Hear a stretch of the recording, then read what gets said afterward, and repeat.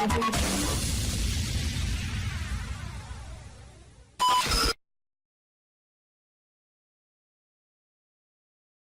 to the show, everybody. I'm Jason Dad, your host, and we are back in studio this week. As you know, remember last time we were out on site, but we got a really great interview for you while we were out there. We're going to be showing that to you here today. But first, what we're going to be doing is going to a skunk rescue. Now, don't freak out. Skunks are actually a pretty cool pet. You may not think of them as pets, but they are descented, so you can have them as pets. And once they're descented, they kind of act like a cat/ferret.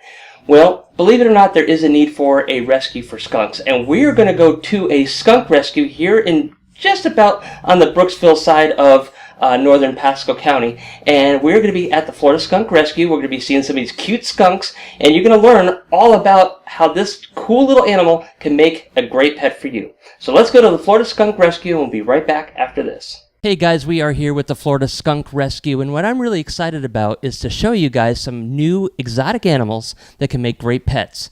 And what we're going to be talking to is the owner of the Florida Skunk Rescue, and she's going to be telling us all about how skunks can be a great part of your household and some of their naturisms. And you might even see a skunk pop in here once or twice. So welcome to the show. How are you doing today? Good. How are you? Good. So let's talk a little bit about skunks. You wouldn't think skunks would be a good pet for somebody, but they really are. Now, give us a little idea of how skunks live and how do they act as a pet in your house? Well, as a pet, they're kind of a cross between a cat and a dog. They're a little bit kind of like the best of both worlds. Like a cat, they use a litter box. They're more affectionate like a dog. They'll follow you around. They like to sit with you, watch TV, sleep with you if you let them. And, they're very curious. They like to get in cabinets and things like that. So that's why they might not make a good pet for somebody if they don't like that feature. They're not destructive. They don't chew wires or chew furniture or scratch furniture or anything like that. So not like raccoons. No, definitely not like a raccoon. I don't know if you saw that on Animal Planet where this guy had this raccoon as a pet, and it tore through the walls. Yes. It went in the ducts. It went in everything. It destroyed everything. But he loves it, Yeah. So, what typically do they eat on a daily basis? On a daily basis, they get a base of a vegetable diet. We shred the different vegetables like a coleslaw mix, and then we give them some protein, usually in the form of some freeze-dried mealworms, shredded cheese. They get a little bit of olive oil on the food for their coat. Then they get ground turkey or chicken cooked for protein. They can have fruit, some nuts, and a little bit of yogurt and that kind of thing. Now, I know one of the things that everybody's going to be questioning is their ability to spray. Obviously, you're not going to be able to have a skunk that is able to spray. So what do they need to do before they're able to be adopted? Well, as pet skunks, they descent them when they're about 2 weeks old. So you don't have to worry about the spray feature.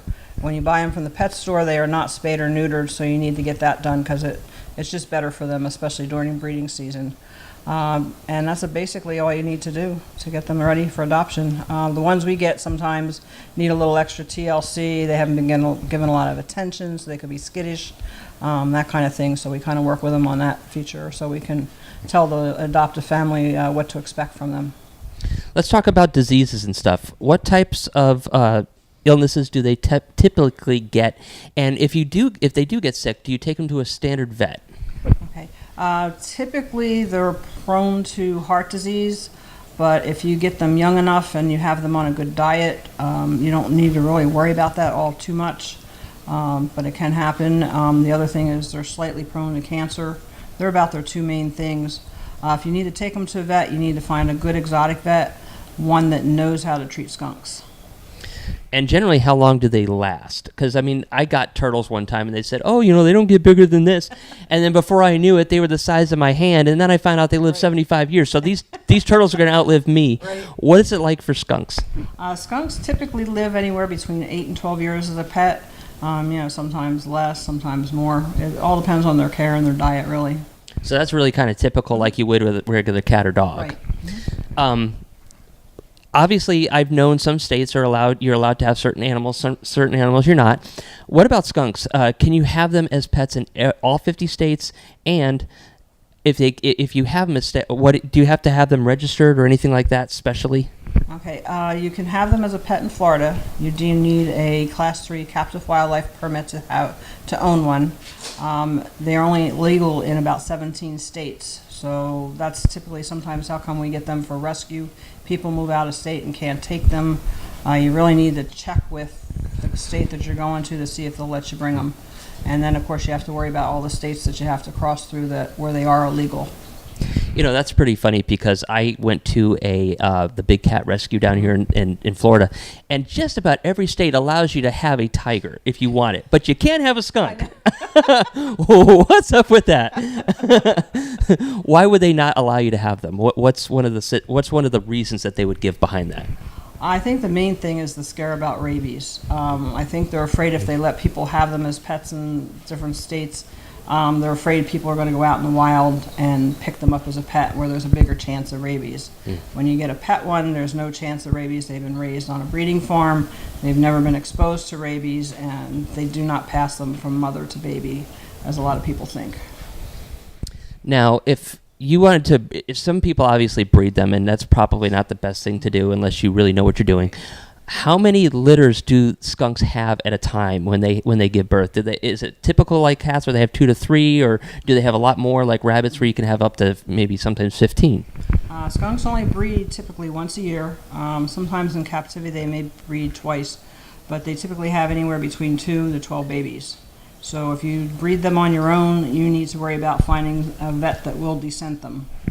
Now, there is only 2 vets in the whole state of Florida that will descent them, and it's quite expensive. I'm sure it is.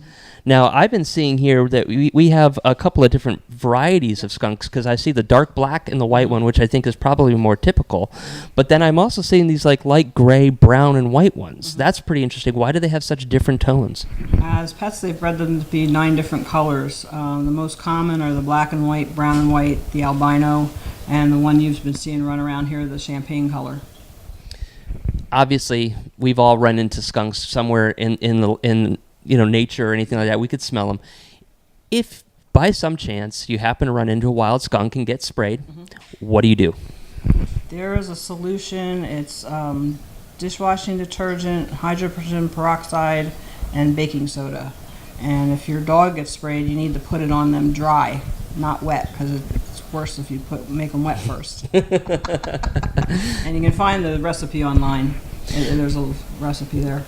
Well, thank you so much for talking with us about these, and hopefully somebody will want to be interested in this and maybe adopt one of your skunks. How can they find out more about you if they want to possibly, adopt a skunk, or if they have one that they need to get rid of because they're moving to another place that it would be taken care of? How can they get in touch with you? We have a website. It's www.floridaskunkrescue.com. You can contact us on there. There's a whole list of contacts.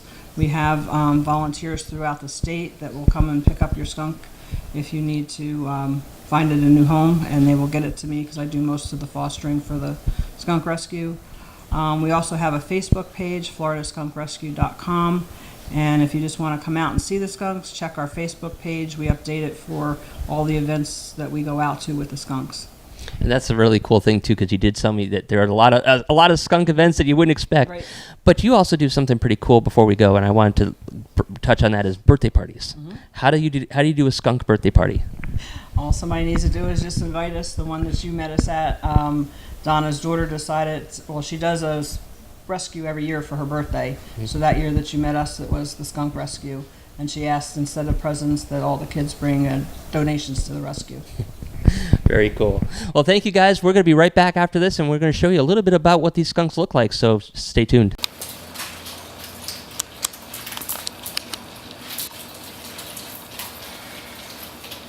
The AM/FM 24/7 Roku channel broadcasts all of our shows on demand. To ensure reliability, we store and stream our content on the same servers as Netflix and Amazon. Our Roku channel is free to use, and anyone owning one of the more than 10 million Roku devices can watch our channel at no cost whatsoever.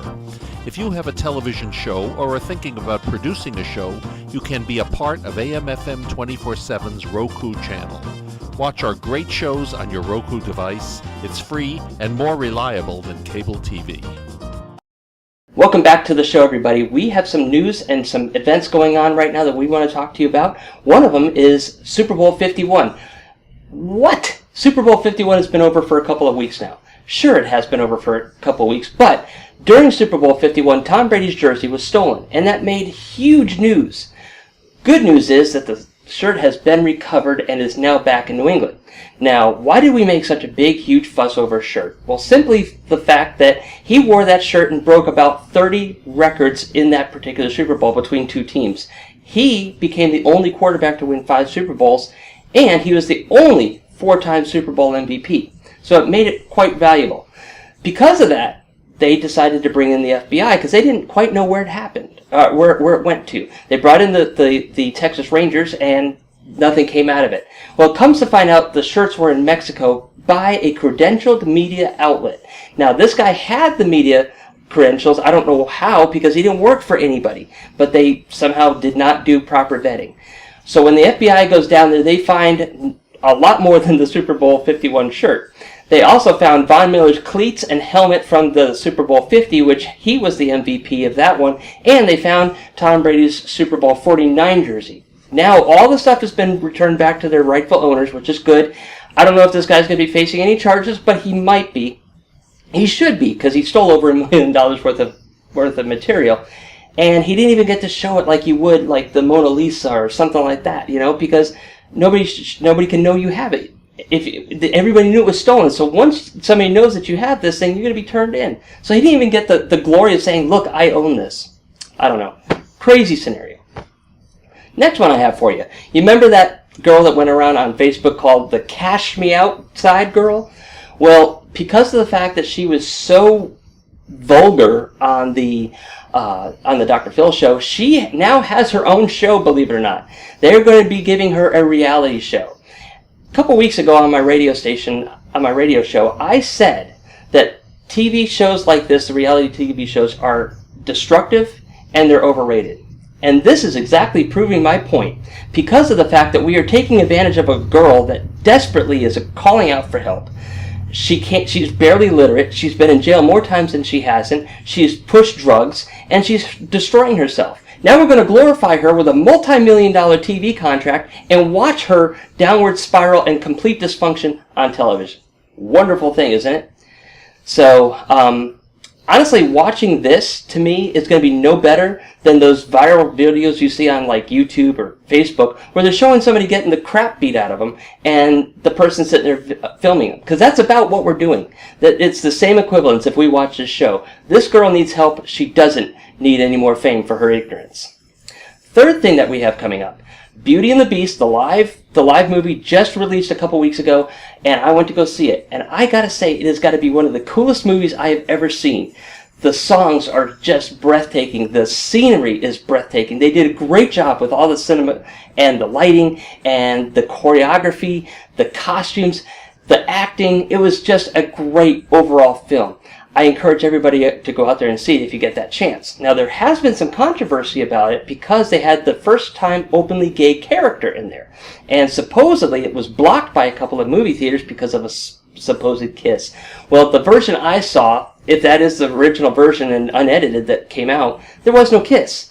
But Gaston's little friend that, you know, we all remember him, he's the guy that sucked up to him and stuff, he happened to be the gay character in the movie. I always thought he may have been a little gay in the cartoon. I don't know. They never came out and said it there, but he was the character this time. Honestly, he pined after Gaston, but he never actually did anything with him. So I don't know where everybody's undies are in a tizzy over. It was really not that bad. But I suggest everybody go see it. It's definitely worth the shot and the money. And I will definitely go see it again, and I will buy it on the DVD when it comes out. Alright guys, we are going to go to a quick commercial break. When we come back, we got our next guest coming up, so don't go anywhere.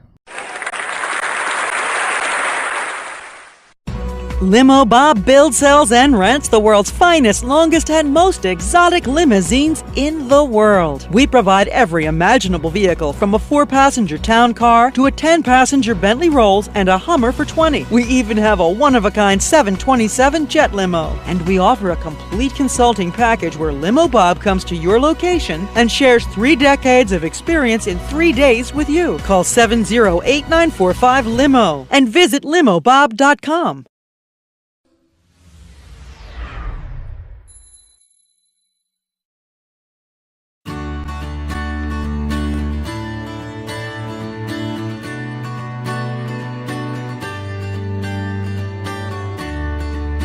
Alright guys, we are back, and this time we are going to a haunted cemetery. Remember last time when I was at location? Well, this is the location we were at.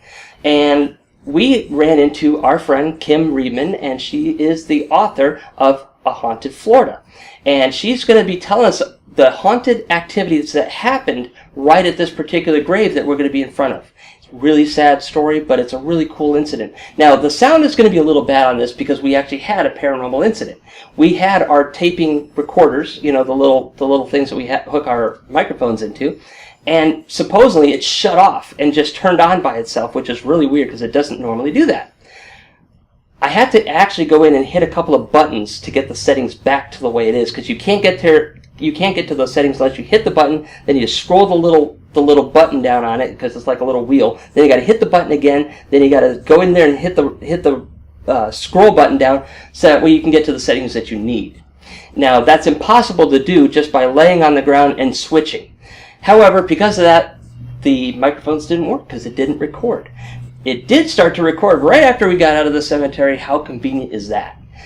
So it's going to be a little bit echoey. It's not going to be the greatest sound, but you'll be able to experience our paranormal experience as you watch this next clip. So let's go to Tampa, Florida. We're going to be seeing this specifically haunted cemetery, and we'll be right back after this. Hey guys, this is Jason, and we're here at the Myrtle Hill Cemetery in Tampa, Florida, and we're doing something a little different today because this is actually a really haunted spot. And like I said, we were going to take you around a couple of different crazy things that you can do or see, or educate you on some things. And this happens to be a very haunted spot. In fact, we're in front of the haunted gravesite right here. I'm here with Kim. She's a ghost hunter. We've known each other for a long time, done a lot of ghost hunting together. Welcome to the show. Thank you for having me. So let's give a little bit of background on this particular cemetery. Okay, well this is Myrtle Hill Cemetery, and it's broken into 3 different sections. You got the really old historic part right across the way here, where all the old headstones are. Beautiful, beautiful, very historic place. This is Garden of Memories, so it's a little bit more flat. It's the memorial, more modern, yes, if you will. And then you have yet another portion of the cemetery over in that far end over there. So it's kind of broken into 3 spots. A lot of very famous, prominent Tampa people have been put to rest here in these. Mainly over in the more historic section of the cemetery. Carnies? A lot of carnies, yes. Some Ringling Brother carnies. So, but you would definitely recognize some of the names. Beautiful, beautiful stones. Very historical part of Tampa. Right here. So what makes this particular mausoleum haunted? Obviously, like you said before the show here, that this is the alleged ghost around here. Tell us her story. Yeah, Stephanie met an untimely death, very sadly, very tragic, and we feel like her spirit is still not at rest. We've had a lot of experiences right in this part of the mausoleum in particular. Cold spots, noises, we felt her energy. She's definitely not a malevolent ghost at all. She's, I just don't think that she really knew that she had passed on because her life was cut short. Beautiful girl, and she was very well loved. But we definitely have felt her presence here. Many times I have heard disembodied voices in this mausoleum. I've opened the doors to come in late at night, and there would be full-on conversations, whispered, hushed low tone conversations where you can't really hear what they're saying, but you definitely can hear distinct voices talking, and there was nobody else around. Was it female voices, like a couple of females, or? A couple of females. They actually sound elderly, like possibly, older women speaking to one another. I've heard male voices, older male voices as well. Footsteps. We have had instances where we've had investigators come in and they've had things on their shirts pulled, blouse strings pulled, hair has been pulled, touching when no one else is around. We have had an instance where the metal staircase, it's right over here, actually started to shake a little bit, and you could hear distinct ascending footsteps going up. No one was there, and there was at least 4 or 5 of us that all witnessed this. So a lot of very odd things that we've heard and seen and felt right here in this mausoleum. We're also not too far away from downtown Tampa, and if anybody knows the history of Tampa, there was a lot of pirates. They had Gasparilla. Absolutely. You have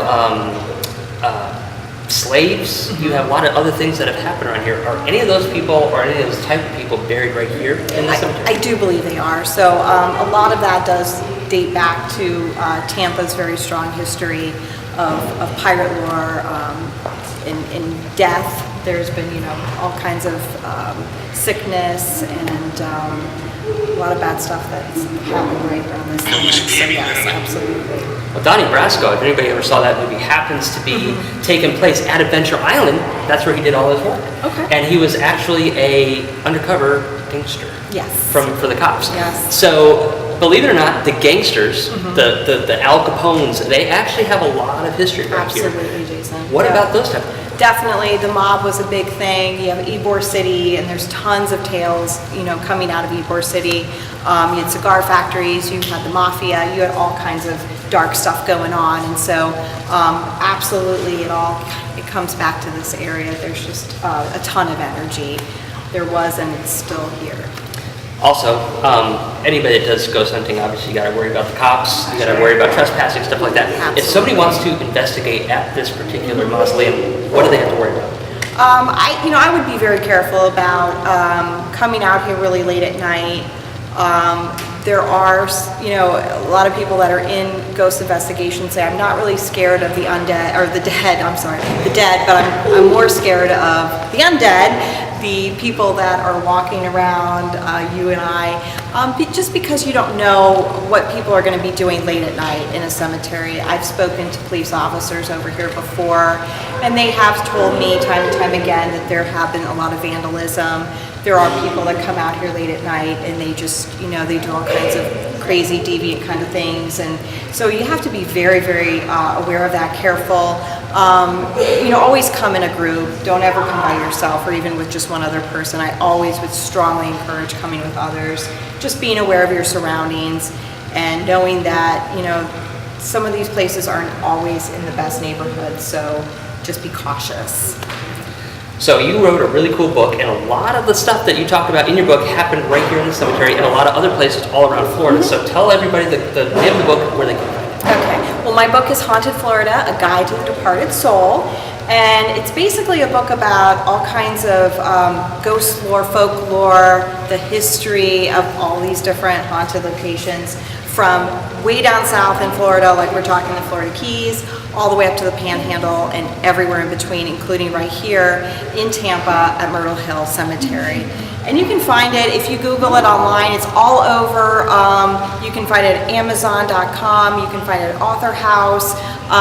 Again, Haunted Florida, A Guide to the Departed Soul, and just plug it into your computer, it'll come up in all different search engines and all different places you can find it. Well, Kim, thank you for joining us today. Thank you for having me. And if you guys want to try something out new or just try to get an experience for a potential haunt, come to Myrtle Hill Cemetery. You never know what you're going to find. And there is a lot of cool stuff on the other side that may just be just as creepy as that. So, all right, guys, we'll see you back in just a few minutes.